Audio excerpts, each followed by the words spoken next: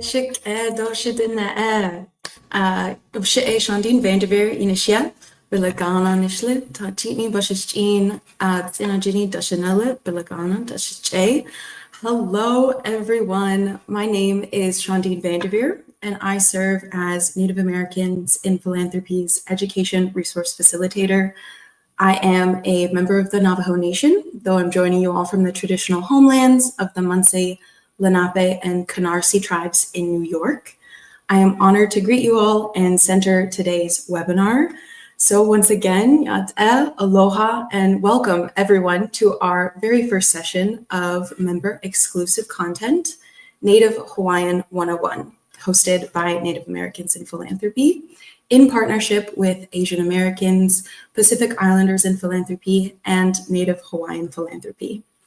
We're thrilled to have members across all three organizations join us here today for an important discussion between two incredible speakers who will deepen our collective understanding of Native Hawaiian communities, both their rich histories and their ongoing defense of sovereignty and cultural preservation. They will explore Hawaii's colonial history, the present day political challenges being faced, and offer some of their own insights into how philanthropy can play a key role in supporting Native Hawaiians that are addressing these issues. Today's session comes to you as part of our Power and Solidarity Hawai'i Partnership, where we're building stronger, more sustainable connections in collaboration, again, with Asian Americans, Pacific Islanders in Philanthropy, as well as Native Hawaiian Philanthropy.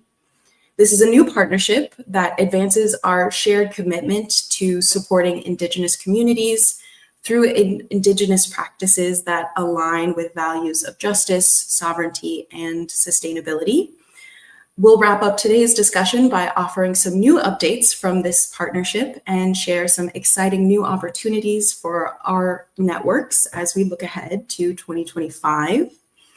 We are incredibly fortunate to have two esteemed leaders with us today, Makalika Naholowa'a and Candace Fujikane. First, I would like to introduce Makalika, a leading figure in both the legal and Indigenous rights fields. She serves as the executive director of the Native Hawaiian Legal Corporation, where she works tirelessly to protect and advance Native Hawaiian identity, culture, and rights through legal advocacy. Her expertise spans intellectual property, technology law, and traditional knowledge, with a particular focus on the intersection of modern legal frameworks and Indigenous cultural practices. Her wealth of experience, both legal and cultural, will provide invaluable insight into how philanthropy can support the sovereignty and self-determination of Native Hawaiian communities. Joining Makalika today is Candace Fujikane, an activist, scholar, and thought leader whose work critically examines Indigenous Hawaiian struggles and decolonial futures. She is a professor at the University of Hawaii, and her research focuses on the intersections of colonial history, culture, and Indigenous resistance. Her most recent work, Mapping Abundance for a Planetary Future, Kanaka Maoli and Critical Settler Cartographies in Hawaii, explores how Indigenous knowledges serve as a foundational tool for environmental restoration, resistance to capitalism, and the restoration of abundance to the land.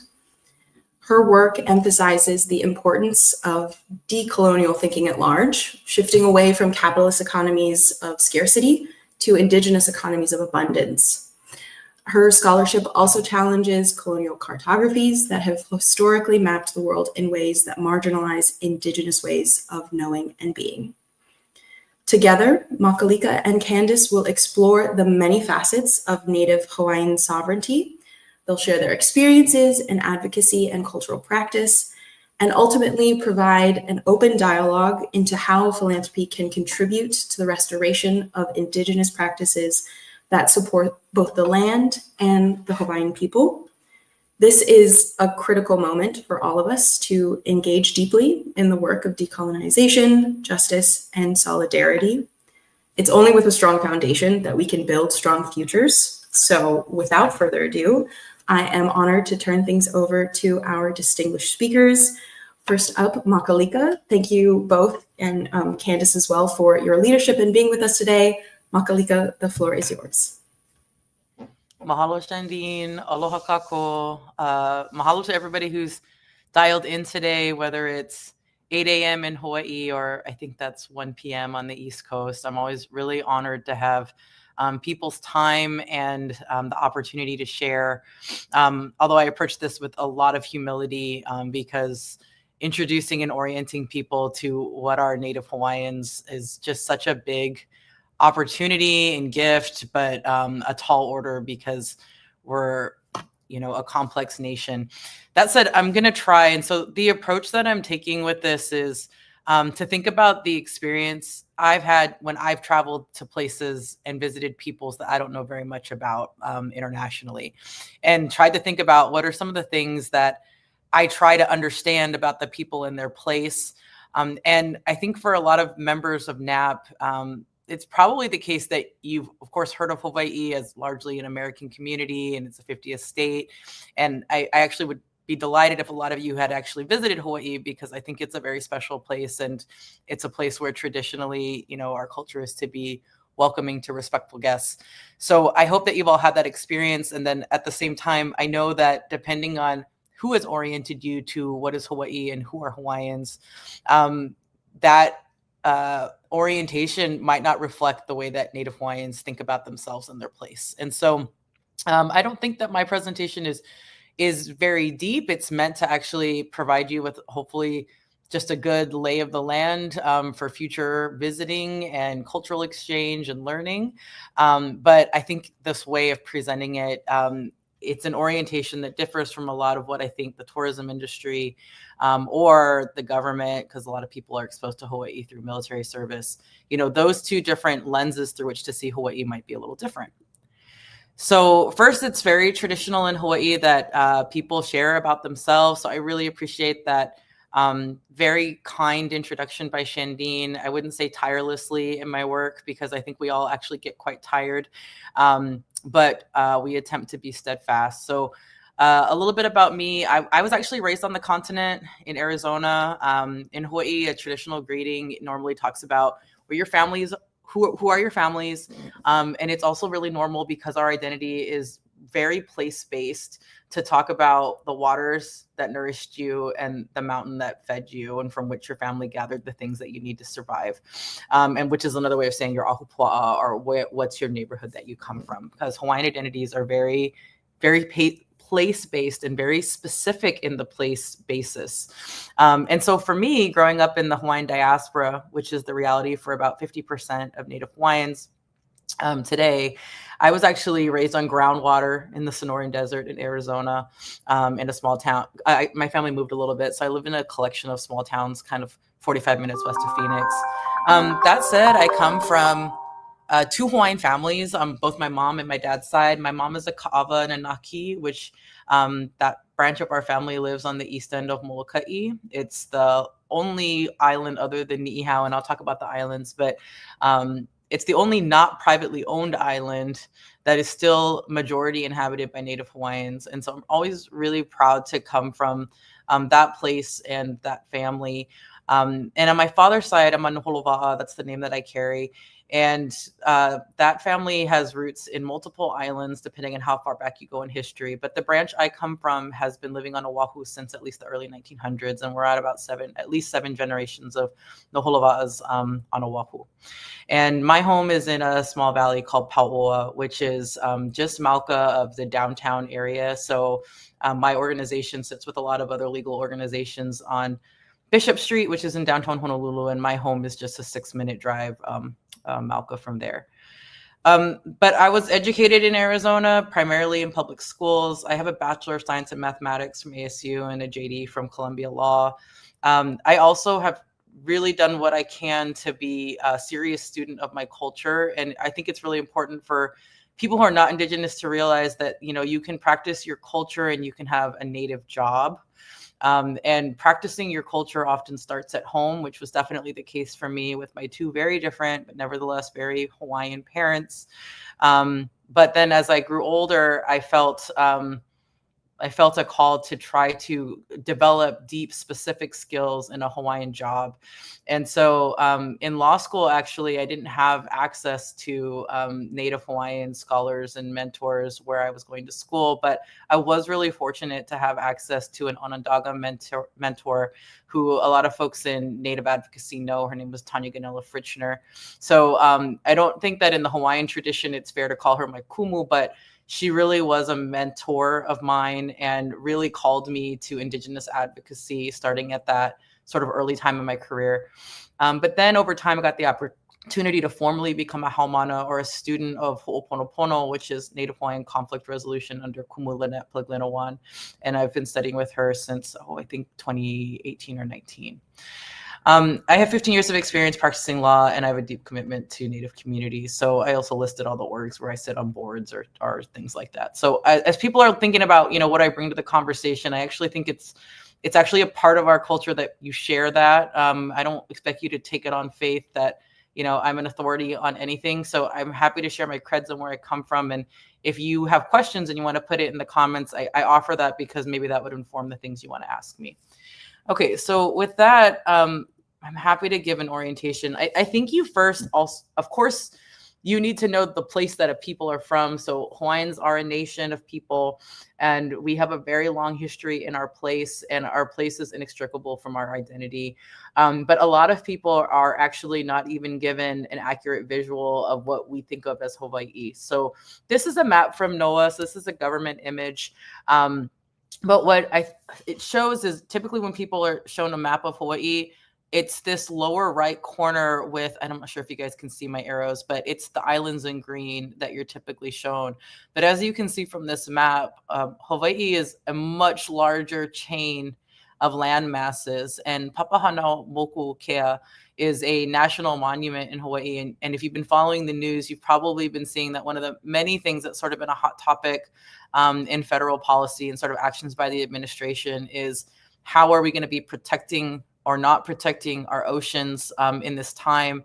And this national monument is one of the things to watch and something that's really important to Native Hawaiians. But without getting too deep into some of those substantive policy issues, I want everyone to know that, when you talk to a Hawaiian about Hawaii, we're probably thinking much more expansively about this space in the Pacific that we have long histories and stewardship and kuleana responsibilities to, than a map that you might look at provided by the tourism industry or maybe even just, the US government. So this is Hawaii.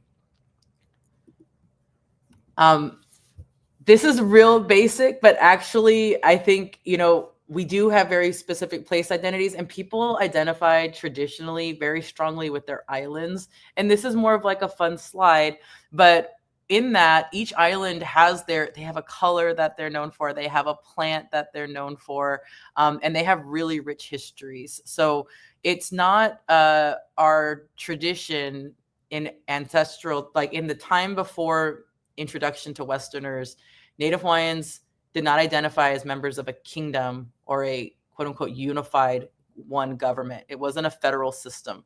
So when I say people have very specific identities tied to their neighborhoods, for them, like that's where they're really from. There's a lot of variance even in an island. People do not just think that because I'm from one part of Oahu, that I, get to claim that I'm from any other part, right? So when you're talking to other members of the community-based identities are very at the forefront. But there is a sense of unity on each island, and there is an island identity. And so often you will see when we get together, that's reflected. So when Native Hawaiians are gathering, it's kind of fun, but like even colors are very meaningful, and it's not uncommon to see that people show up in their groups and they're sort of reflecting these colors. And I think that's fun for people to understand about the way that we think about ourselves and to see that symbolism when you attend cultural functions. And then you've got our flag. So these, again, major symbols of a people. I think it's helpful to understand what they are. So this is the state flag of Hawaii. We're the only state that has a flag that incorporates the Union Jack. And that's because of our history with close relationship with England and the British before annexation into the United States. And so before annexation in the US, before the overthrow of the Kingdom of Hawaii, which I have a slide on in a minute, the kingdom flew a flag that looks almost identical to this. And that inclusion of the Union Jack represents that friendship with the crown. And then below the flag is our coat of arms. So you will still see this if you visit Hawaii and go to Iolani Palace, which continues to be cared for by the state and the Friends of Iolani Palace. And I encourage anybody who goes to Hawaii to visit it. It gives you a real sense for Hawaiian identity as well, and Hawaiian governance and what Hawaiian self-determination looks like. But this is our coat of arms, and still a symbol that's a real point of pride. And it's not uncommon to see people wearing that, whether that's on necklaces or apparel, things like that. Okay, so another thing that I think people what you'd want to know as a basic orientation of a people is, what is their creation story, right? So Hawaiians did not come from Adam and Eve. Hawaiians have a very lengthy, detailed chat that, you know, I would argue actually demonstrates that Hawaiians had a very good appreciation of evolution long before Darwin. And it's called the Kumulipo. And this is the picture of a version of the Kumulipo that you can buy online, and it's styled in a way to be sort of easy for children also. So totally recommend that you check it out and purchase it. And it starts from, you know, basically the dark early days of the earth. And it talks through how all the order of the evolution and development of plants and all life in Hawaii, plants and life in the sea, and eventually you get to humans. So the first Kanaka, which is what Hawaiians call themselves, the first Kanaka, you know, was the child of gods. And we are closely tied in our genealogy to the land, to the gods, and especially to kalo, which is our carbohydrate staple, right? So that's another thing that I think you need to know about any people when you're getting oriented to them is, what's the story? Where do they come from? What is the story of their creation? What symbols are important to them? How do they identify? What do they eat? Right? So these are the kinds of things that I'm not sure are getting well communicated to the world. But if you understand this, you start to get a sense for Native Hawaiian worldview and what's important to us. You also need to know historical context. And so, you know, hard to put in a real short digest, you know, the history of a nation. But, you know, with the 1 hour time spot that I have with you folks, you know, these are some major inflection points that have sort of informed where we are today in today's political structures and what governance looks like. So, you know, Native Hawaiians did not know that Europeans existed until 1778. That's the first time that a Native Hawaiian interacted with a person of European descent. And that was when British Captain James Cook reached Hawaii. Rapidly after that exposure, we get political change, influenced in part, and this is something that I'm not sure, but maybe Candace will talk about as a scholar, but we have a lot of political change pretty rapidly, because by 1795, in part with the assistance of these newcomers to our islands, we have the unification of Hawaii, and that becomes the Kingdom of Hawaii. So that starts in 1795. After that, and it looks like a monarchy, and it starts to look a lot like British monarchy and other imperial monarchs, the way that they're set up. So that period lasts for almost 100 years, and we have, you know, a series of monarchs largely related. And then you have in 1893 a U.S. military-assisted coup, and that results in the overthrow of the kingdom. And we don't immediately go to statehood. There's some steps in between, but Hawaii ultimately becomes the 50th state in the U.S. in 1959. During that time, Native Hawaiians peacefully but persistently protested this, and at an incredibly high participation rate. So there is a very well-known document in our community, our series of documents called the Ku'e petitions in particular. If you're interested in Hawaiian history and sort of how have Hawaiians resisted colonialism and how have they participated in very sophisticated ways in civic engagement, expressing what they want and what self-determination needs to look like for them. I would check out the Ku'e petitions. They're very special to Native Hawaiians because it was an effort that was led, and basically something like more than a supermajority of Native Hawaiians alive at the time participated and literally signed their names on petitions that went to DC saying Native Hawaiians do not want this. And what makes it so special, not just as somebody who works in law and policy and thinks about how profound of a movement that was and an expression that was, but it actually gives us really concrete ties to our ancestors. Because most Native Hawaiians, because of how high the participation rate was in that effort, most Native Hawaiians can find their ancestors in those papers. And so it's a place, it's a paper place where we all were and we see each other.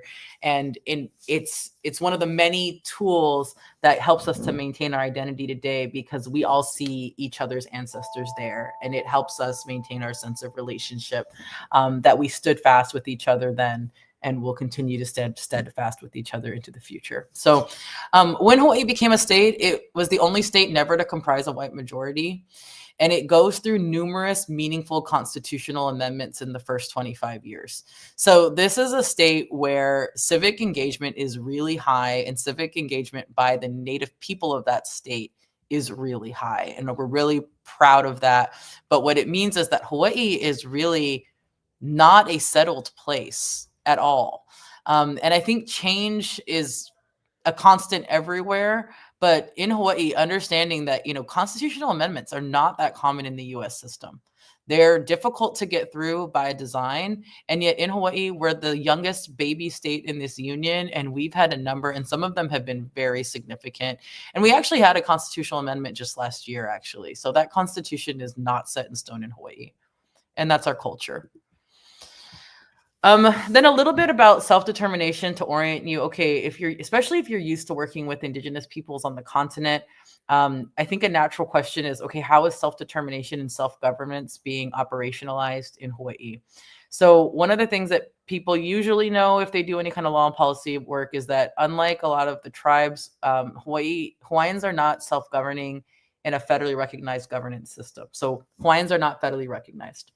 Hawaiians are nevertheless included in a large body of federal statutes, and there's lots of established policy and law demonstrating indicating that the federal government recognizes a trust duty to Hawaiians.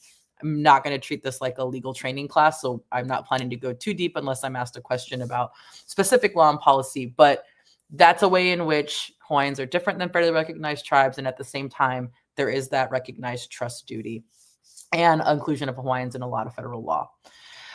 That said, how are Hawaiians then governing themselves? So it's a more complex question than we just have a government.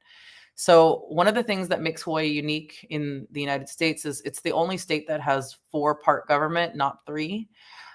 Because in addition to having a judiciary, a legislature, and an executive branch run by the governor, in Hawaii, under our constitution, we also have something called the Office of Hawaiian Affairs. It's a quasi-independent state agency, meaning it is an agency of the state. However, it's governed it's not falling under the governance of the governor like other executive agencies. It's run by a board of trustees.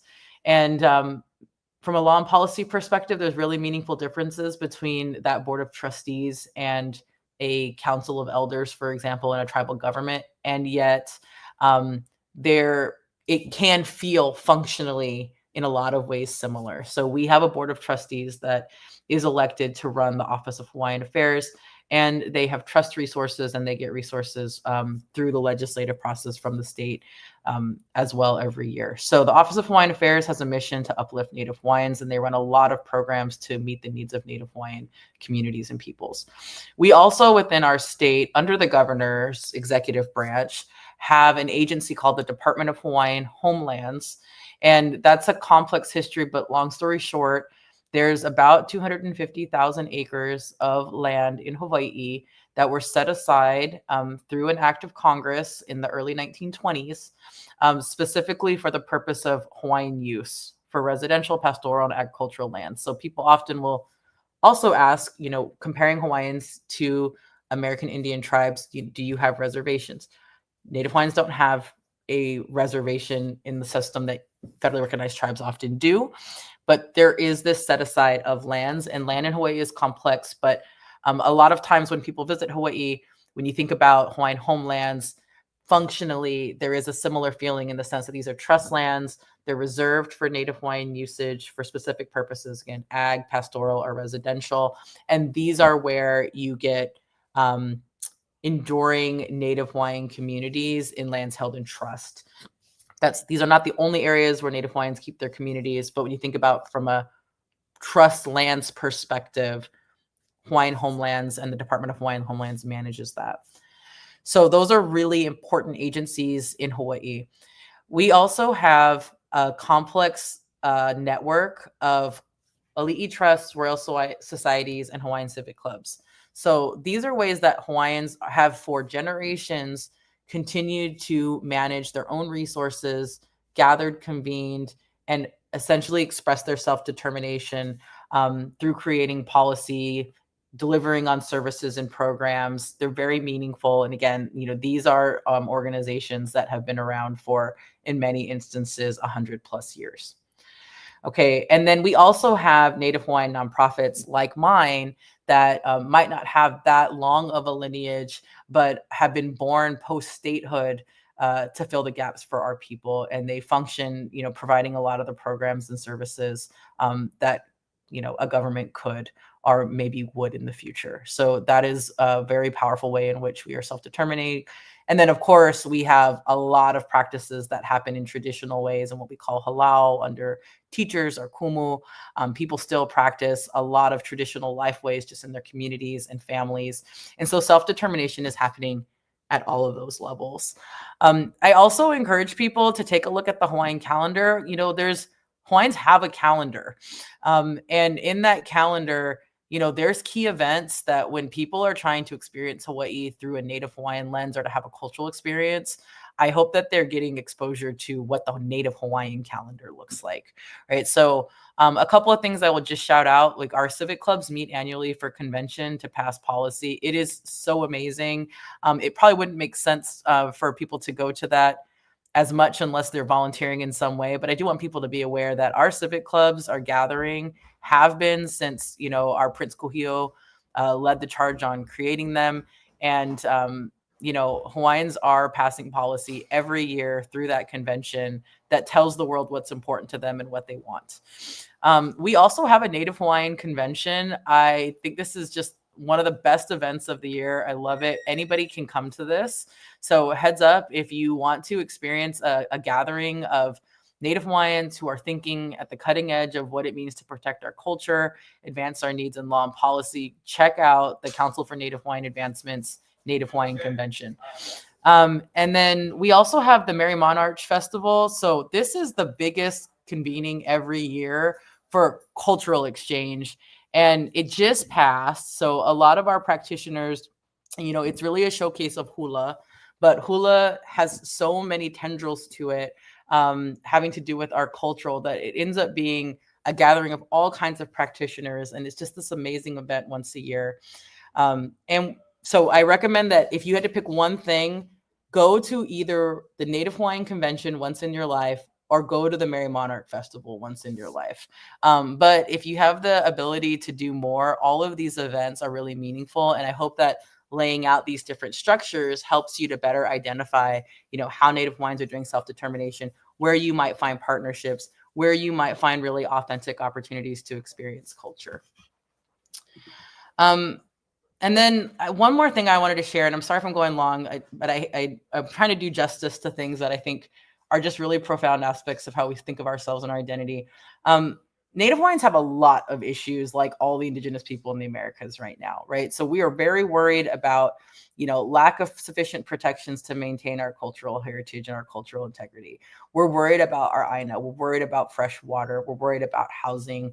We're worried about over-incarceration, over-removal of children into foster care. There's so many ways in which you can look at the health and wellness of Hawaiians and our aina and, perceive us to be in a state of crisis. And in a lot of ways, that is true.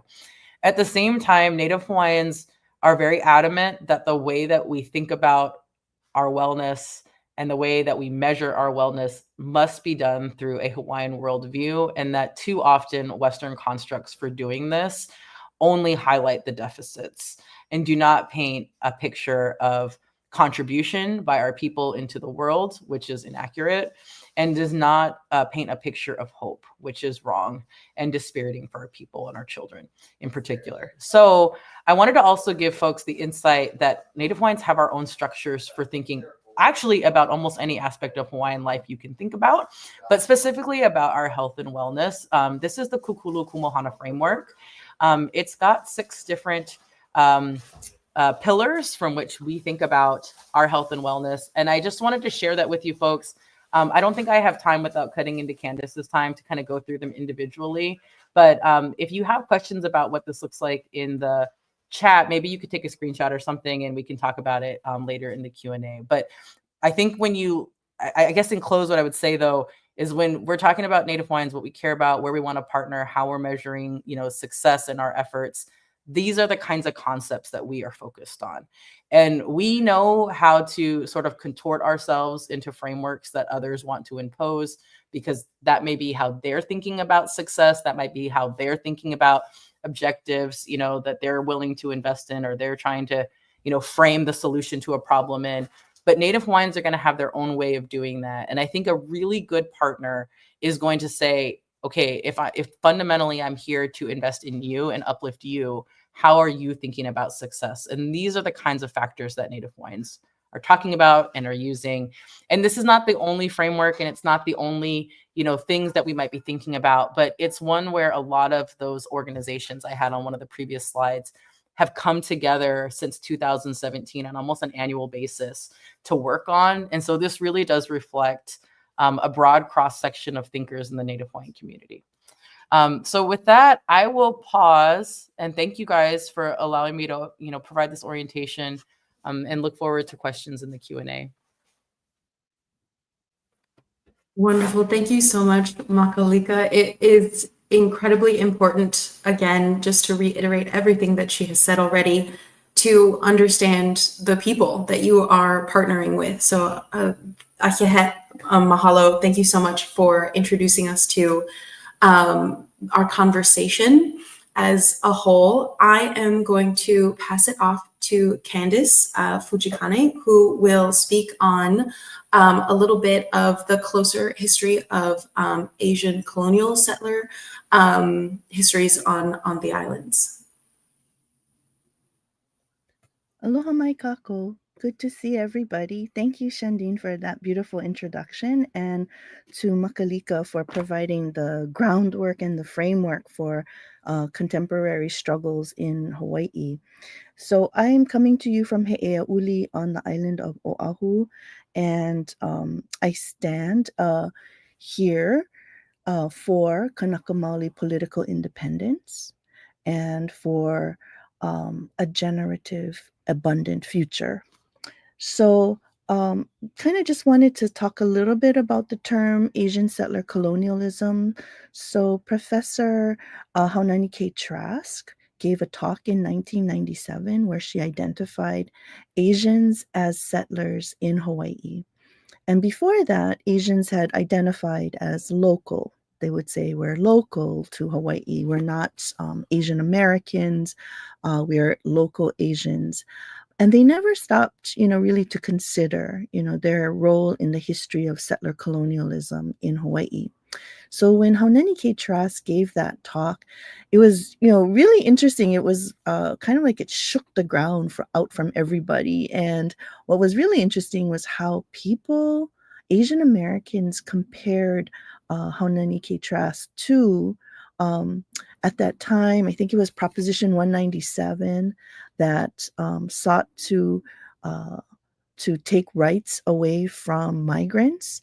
And so when she talked about Asians as settlers, immigrants as settlers, a lot of people compared her to the state of California without recognizing that when a Native woman talks about settler colonialism, she is looking at harmful development projects in Hawaii, the way that the Japanese Senator Daniel Inouye appropriated a lot of money for the military in Hawaii and would lift environmental and labor protections in order to push projects through.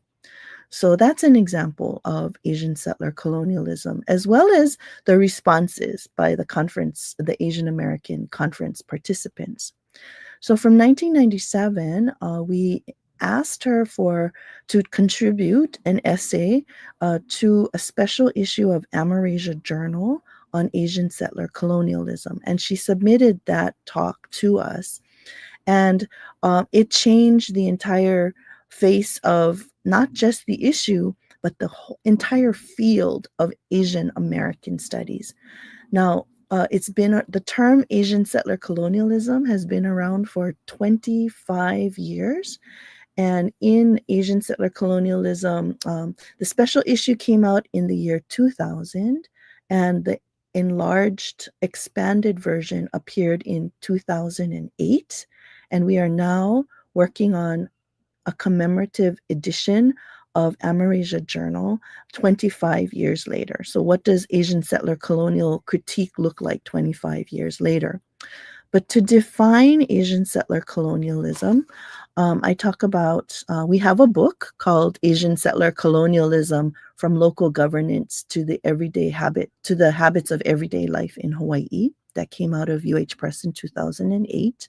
We define Asian settler colonialism as a constellation of the colonial ideologies and practices of settlers, Asian settlers, who currently support the U.S. settler state or U.S. occupation. And when people ask me, well, where's your proof of Asian settler colonialism? I only need to point to the ethnic breakdown of the state legislature. And if we look at the state legislature, 40% of the Hawaii state legislature is Japanese. And even though they are 40%, they only make up 20% of the general population. So that is a clear indicator of political power. Native Hawaiians are generally 20% of the population, but only 10% of the state legislature. And if we look at whites are roughly about 25% of the general population and 25% of the legislature. So that's kind of, a little bit more what you expect to see. But to see such a large component of Japanese Americans in the state legislature points to Japanese American power. And when we look at the total composition of Asians in the state legislature, it's 65%. So that's why it's easier to see Asian settler colonialism in Hawaii. But people on the continent have also argued that Asian Americans are settlers on the US continent, on the continental US or Turtle Island. So when we think about it, in Hawaii, it's very easy to point to. So when you look at legislation around water rights or around Mauna Kea, you see people looking at Mauna Kea as an economic opportunity in the legislature. They only see dollar signs. They don't talk about the sacred. And the sacred is so important because the sacred enables us to have a definition of morality and ethics. And without the sacred, there's no kind of boundary. So when we think about Asian Americans on the continent, there are so many stories about conflicts between Asian Americans and Native Americans. But I also want to emphasize that there are stories of solidarity, and that's really important. So just to give you an example, in plantation history, an Asian American historian, an Asian settler historian, talked about how a strategy of resistance was that Asians chose to settle. And when you look at that statement in the context of settler colonialism, you realize that at a certain point, Asian Americans have allied their interests with the settler state to settle. So when we think about philanthropy and money, I think the most important moments are those moments when Asian settlers have stood with Native Hawaiians on issues like Mauna Kea. And we look at the Asian American movement, it is grounded in things, a twinned kind of historical moment in the 1960s where we saw US imperialism in Asian countries, in Vietnam, and we also saw US racism at home. And Asian American studies has always had that dual prong kind of responsibility to look at US imperial wars in Asia and to also look at racism in the United States in a relational way to all other groups, not just Asian Americans. So that's the best kind of work in Asian American studies. And then for philanthropy, if we support Native Hawaiian efforts at sovereignty, for example, when the University of Hawaii and the 30-meter telescope International Corporation tried to build the 30-meter telescope on Mauna Kea, and Kanaka Maoli came out and said, this is sacred land. You cannot build an industrial complex on sacred land. It was really important that thousands of people, Kanaka Maoli, Asian settlers, Pacific Islanders, and indigenous peoples around the world came to Mauna Kea to stand for Mauna Kea. And the monies that were important had to do with sustaining that struggle for 9 months.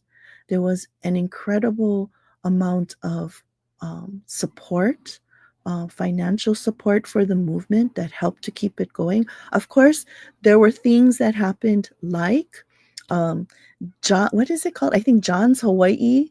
John's Hawaii is a porta potty company. And what they did was they brought, I think it was like 33 porta potties to Mauna Kea. And it's funny, but that's actually what allowed the struggle to keep on going.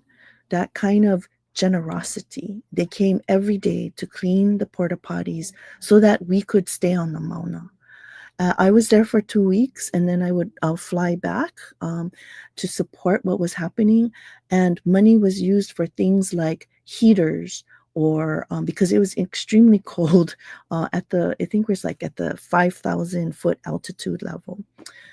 Things like batteries, generators. They actually built their own solar heater.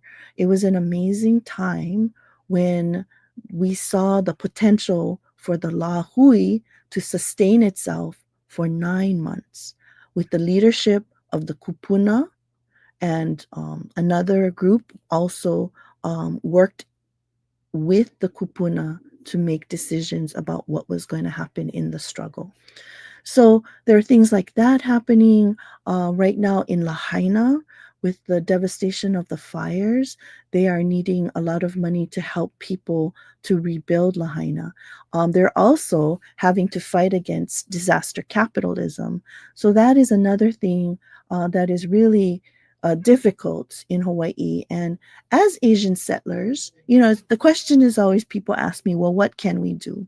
And one of the things we can do is we can stand in toxic state agencies, stand in front of these toxic situations where we have to prove that Native Hawaiians have a right to water. Or, for example, just recently at the meeting of the Commission on Water Resource Management, there's a wealthy couple who's trying to rebuild a vacation mansion on Front Street, and they want to put in a pool and a seawall.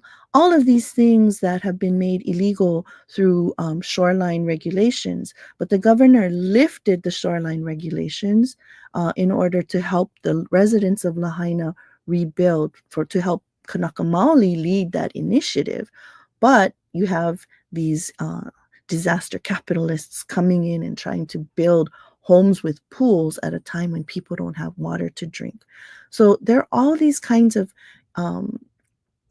struggles that that require funding.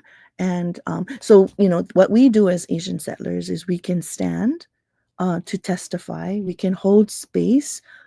It shouldn't be just Native Hawaiians getting arrested because they're putting wind turbines too close to Pacific Islander and Kanaka Maoli homes in Kahuku.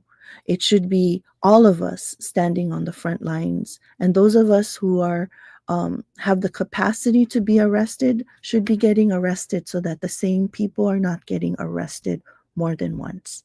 So I remember meeting a woman and I asked her how many times she had been arrested, and she had been arrested twice at this stand against the wind farms, the delivery of the turbines to the wind farm. And I told her, why don't you sit this one out and I will get arrested for you. And that's how we can change the idea of Asian settler colonialism. There's a capaciousness to being a settler because we always have a choice. We can always stand with indigenous peoples, and we don't have to call ourselves allies. I think what we have to do is expand the understanding of who a settler is and what a settler can do. And I wanted to emphasize that standing in solidarity is a really important part of being an Asian settler. I'm going to just stop there so that there's time for questions.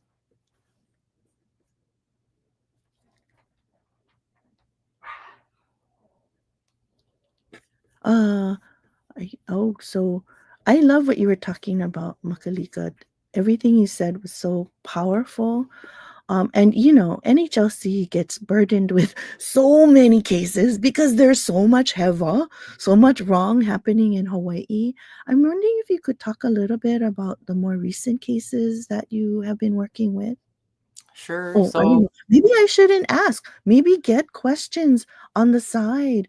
Um, let's see. I'm so sorry. Like I'm looking at the chat. Go ahead. Okay. So if we can talk about the kinds of struggles you guys are working with now. yeah. So our organization, Native Hawaiian Legal Corporation, is a nonprofit law firm, and we really exist because of determined kupuna 50 years ago that founded it with very little resources, mostly operating, as a network of volunteers.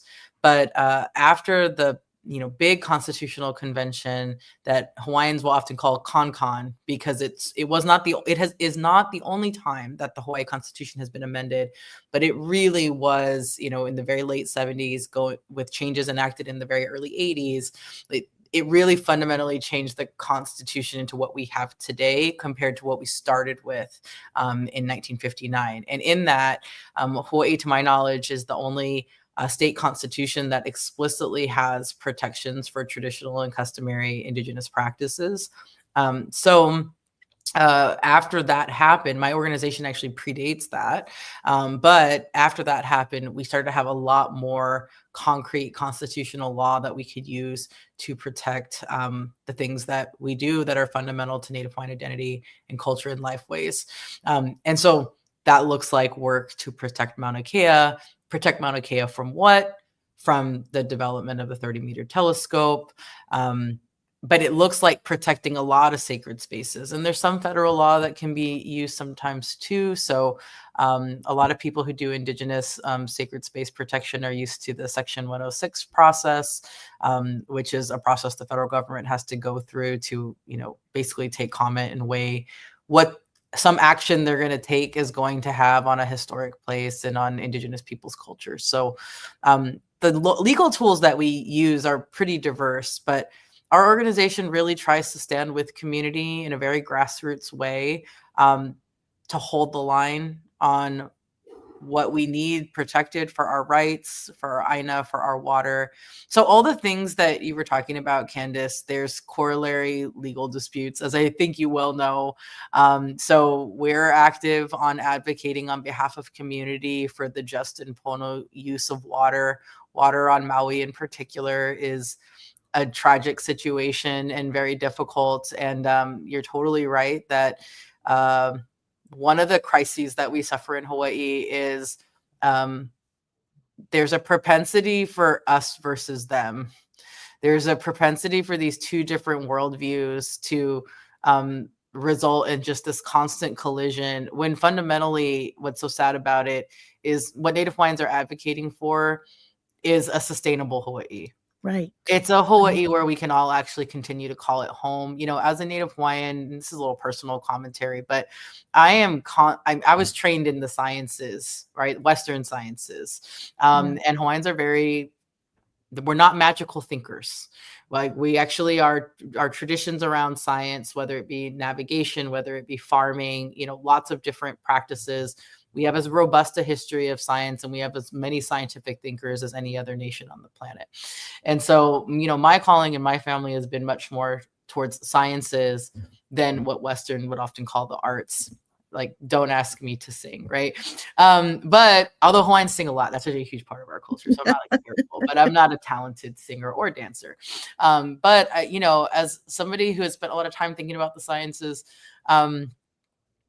I just think Hawaii is a true miracle. And you'll often see scientists say that. Like, scientists often are religious people, because when you study the world, it is just hard to believe that there is no higher creator out there, because it is just so amazing. But it's not coming from a place of magical thought. It's just coming out of true appreciation for the whole world we live within. And Hawaii in particular is such a special place in terms of how much biodiversity it houses, in terms of like, what are the odds that in the middle of the largest ocean on the planet, I'll also say in terms of basic orientation, if people are not world travelers, we just invite you to look at the size difference between the Atlantic and the Pacific. The Pacific is huge, and Hawaii is the most isolated center of human civilization on the planet. Yeah. So for our people to have found this collection of lands and to successfully sustain ourselves and grow at scale. So there's often questions about like what's even possible in Hawaii and how much we're dependent on Western ways and new technologies to survive. Well, Hawaiians were living at large, significant scale in Hawaii sustainably. And our contributions through the technology we developed for aquaculture, for water management, for farming, all of these things continue to be relevant knowledge and technology that would allow Hawaii to foster life far into the future.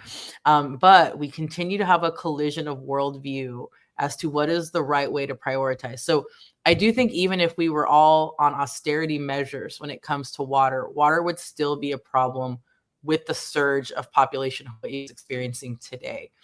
At the same time, it does not help that people think it makes sense to have pools when you are literally living in the tropics. I know, right? Or So artificial water parks. Artificial water parks, like, I mean, the artificial wave parks, that just drives us crazy. We're in the middle of the ocean. Yeah, it's off. It's so I appreciate people like just engaging in more thought around this, because the way that Hawaii, I feel that people are often, especially the tourism industry, but you know, there's also a large military complex in Hawaii, and Hawaii has been a very strategic contributor to U.S. defense strategy, and at whose cost, right? So there's a lot of different reasons why Hawaii is occupied the way it is, and why, you know, American society at large and the world globally is sort of pitched a particular view of what Hawaii is and what Hawaii needs. And I think if you just walked away from one thing, I would say that Hawaiians are here to keep Hawaii livable for Hawaiians and everyone else who calls Hawaii home forever, right? And I don't know that any other group can honestly say that they are constructing their systems with a goal of forever sustainability. But that is what Hawaiians do. I also think one of the things, you know, for anybody working in indigenous communities, Hawaiians don't have somewhere else where their culture is being fostered, right? So that's one of the things that's really hard for indigenous people too, is that there's huge benefits. I mean, I think some of the points you were sharing, Candace, about the alignment of different immigrant settler groups with the state, right? Like, why would you do that? because it benefits you, Yeah. right? There's a lot of benefits to being in alignment with the state, and that's essentially the benefits of assimilation. And the challenge for all Indigenous people, but Hawaiians feel this for sure acutely, is that if we assimilate, our culture dies, because we didn't leave a country where our culture continues to be fostered, right? That's true for all Native people. So if we assimilate, the culture dies. Like that differentiates us from settler groups where you just really don't have the privilege. The consequence of making that choice is really profound. There's a question in the chat from Alina Khan. Thank you both so much. I was curious about the label of Asian American, Native Hawaiian, Pacific Islander, which is some of the sentiment. What is some of the sentiment around that label? And is that solidarity felt by Native Hawaiians? The Asian American, Native Hawaiian, Pacific Islander. At one point, it was just Asian American / Pacific Islander.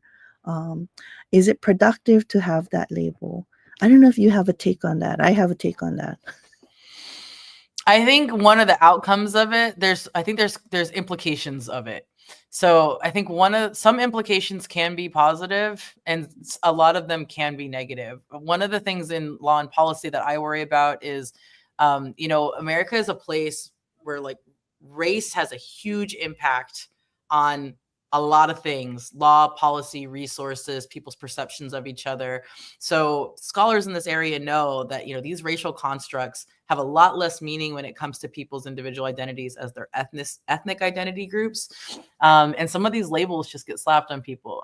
The thing that I worry the most about with the AANHPI is I think it creates a sense that this is a race and we have some sort of kinship status. And that Native Hawaiians are similarly situated in some way that I don't understand what that way is. Because Native Hawaiians are indigenous, so separate, they're just different issues from a political perspective. The political status is completely different. That context is different. But, also like anybody who's critical of racialization, it's like, what else do we have in common? What is this big umbrella?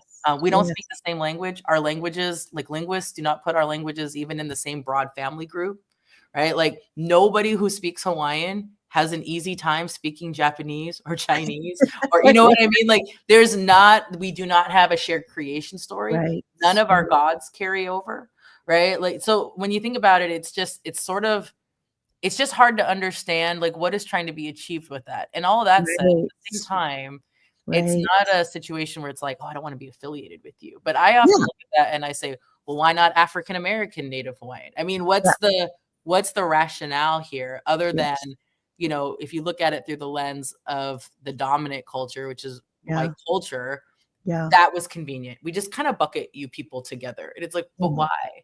I think that's the clearest explanation, is that you cannot group Indigenous people and Asian Americans because the struggle for land back is the basis for decolonization, and that's not an Asian American struggle. I mean, I think that that's the key. When Eve Tuck and Wayne Yang talk about decolonization is not a metaphor, it is about the rematriation of land. That is not something that Asian Americans are finding essential to their struggles. I also like, in terms of like, there's more like, what's dangerous is the cosmetics of it, that people will have these beautiful terms of relationality, but will only include one or two Pacific Islanders or Native Hawaiians in an anthology. And that is the worst kind of, I think that's the worst aspect of claiming a relationality and not actually following through with it. So anyway, I love your answer. That was awesome.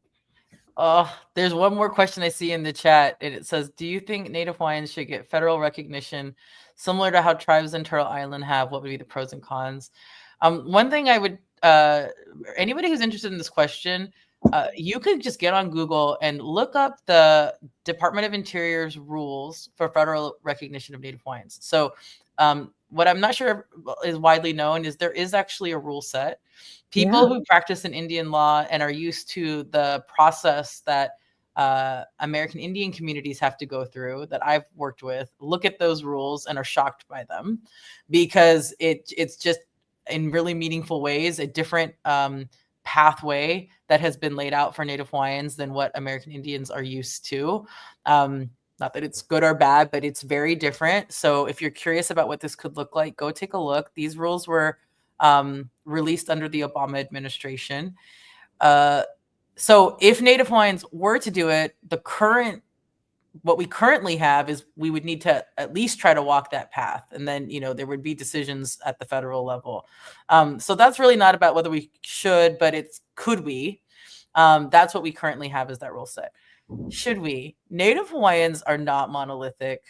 And I am not going to have an opinion on that, like in this forum, but everybody personally has their thoughts because they weigh those pros and cons and these complicated pros and cons. What I really hope happens as this continues to be a question that is batted around in our community is that people are given fair access to the information to make their choice. And so that I think has been a real problem in the past is how are people being informed about what it means, what it doesn't mean, what does it close off in the future? It's a complex question. Federal recognition is very complex for American Indians as well. That's right. I'm so sorry. I have to leave. But I wanted also to say that when they had the DOI hearings, the Department of the Interior hearings in Hawaii, 98% of Hawaiians said no. They do not want federal recognition. They call it FedRec, like WRECK.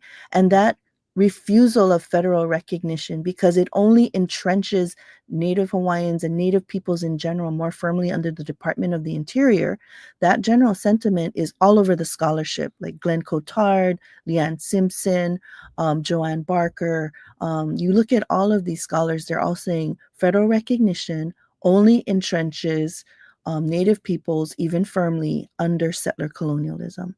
I am so sorry, but I have to leave for another talk, and that was bad scheduling on my part. But it's been a pleasure talking with you, Makalika, and thank you so much, Shandine. And I am sorry that I am leaving the studio now, but thank you so much. Take care. Ahui ho. Thank you so much, Candace, and thank you, Makalika, for fielding all of these questions from our audience. It's been really interesting to hear where their interests are.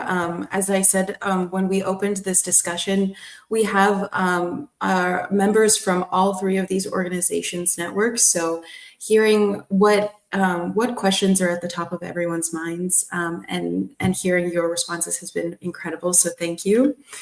As we wrap up this discussion, I just want to reiterate thanks to both of our speakers for their time, for their openness and willingness to share in an open dialogue. These webinars, first and foremost, are to foster shared learning. So I want to thank our speakers, and I would like to thank our audience. To all of our attendees here, thank you for being a part of this discussion. Again, your engagement and your willingness, your openness to learn and reflect on how we can all contribute to a more equitable, a more sustainable, a more just future for Native Hawaiians is truly what makes these conversations so impactful.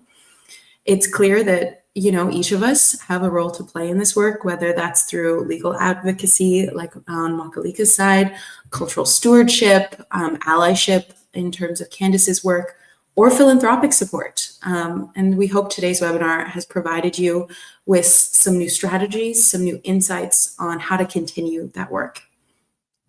So again, in partnership with our partner organizations, Asian American, Pacific Islanders in Philanthropy, Native Hawaiian Philanthropy, NAP has created the Power in Solidarity Hawaii Fellowship. So as a part of this Power in Solidarity partnership, this fellowship will begin with a funder learning tour in the fall of this year, 2025.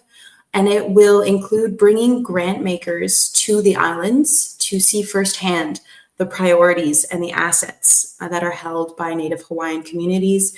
And it will also serve as a platform and a forum to inspire philanthropic investment and engage in a community of practice to increase the visibility and ultimately increase the investment with Native Hawaiian organizations.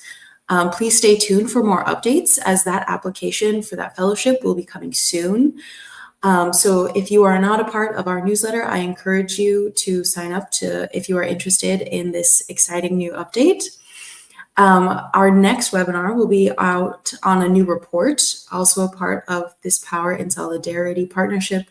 It will focus on trends and gaps and opportunities related to foundation funding for Native Hawaiian communities. So again, please stay tuned. As a reminder, this session was an exclusive offering to our collective memberships as a highlight of our network's benefits. Please note that Native Americans in Philanthropy's membership is open to Indigenous relatives as well as non-Indigenous allies. If you are not a NAP member yet and you would like to learn more, please visit our website at nativephilanthropy.org. You can also email our team at membership@nativephilanthropy.org. If you are interested in membership with our partner organizations, please visit nativehawaiianphilanthropy.org and aapip.org. As a last little bit of housekeeping, as our attendees, you should be receiving an email with a link to a short survey. Please take a few moments to share your opinions and what you'd like this session series to look like moving forward. It takes about 3 to 4 minutes to complete, but it does provide invaluable feedback for our team and for our planning. We want to ensure that we are meeting our membership's needs.